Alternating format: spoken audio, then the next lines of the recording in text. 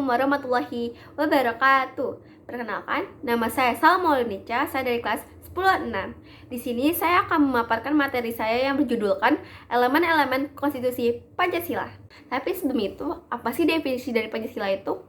Pancasila sebagai dasar negara yang dirumuskan pada 1 Juni 1945 ketika Soekarno mengumpulkan gagasan ini dalam sidang Badan Penyelidik Usaha-Usaha Persiapan Kemerdekaan Indonesia atau disingkat dengan BPUPKI. Pancasila juga berfungsi sebagai landasan bagi pembangunan hukum dan kebijakan di Indonesia, menjadi alat pemersatu di tengah perbedaan yang ada.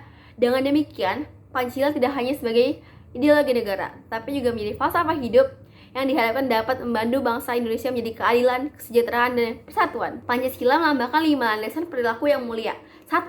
Ketuhanan yang Maha Esa. 2. Kemanusiaan yang adil dan beradab. 3. Persatuan Indonesia. 4. Kerakyatan yang dipimpin oleh hikmat kebijaksanaan dalam permusyawaratan perwakilan. Dan 5. Keadilan sosial bagi seluruh rakyat Indonesia. Tapi apa sih yang dimaksud dengan konstitusi? Konstitusi adalah suatu dokumen atau kumpulan norma hukum yang menjadi dasar bagi penyelenggaraan pemerintahan suatu negara. Konstitusi menetapkan struktur, prinsip, dan prosedur yang mengatur berbagai aspek kehidupan berbangsa dan bernegara, termasuk struktur pemerintahan, hak asasi manusia, prosedur hukum, dan prinsip negara.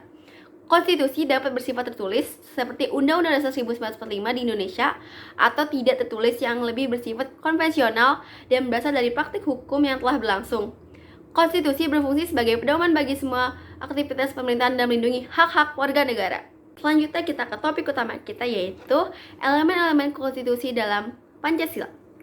Dalam sila pertama yaitu ketuhanan yang Maha Esa, menekankan pentingnya iman dan kepercayaan kepada Tuhan. Hal ini menjadi dasar moral dan etika bagi masyarakat.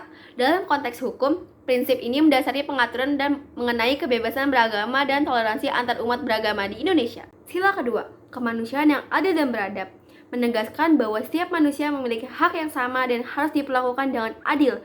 Ini mencakup penghormatan terhadap hak asasi manusia, keadilan sosial, dan pelindungan terhadap martabat manusia dalam konteks konstitusi. Prinsip ini menginspirasi pengaturan tentang hak asasi manusia dalam Undang-Undang Dasar 1945. Sila ketiga, persatuan Indonesia, menggarisbawahi pentingnya menjaga kesatuan dan persatuan di tengah keragaman etnis, budaya, dan agama.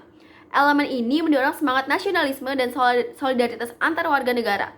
Dalam konstitusi, prinsip ini diimplementasikan melalui pengaturan tentang otonomi daerah dan kesetaraan hak antar wilayah. Sila keempat, kerakyatan yang dipimpin oleh hikmat kebijaksanaan dalam permusyawaratan dan perwakilan, menekankan bahwa kekuasaan berasal dari rakyat dan harus dijalani melalui sistem perwakilan yang bijaksana. Ini mencerminkan pentingnya demokrasi dan partisipasi masyarakat dalam pengambilan keputusan.